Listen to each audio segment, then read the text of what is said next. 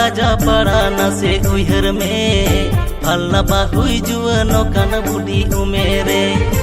और कोरोड़ा लाजा पड़ा न से उहर में फलना बाहुई जुअन कान बुढ़ी उमेरे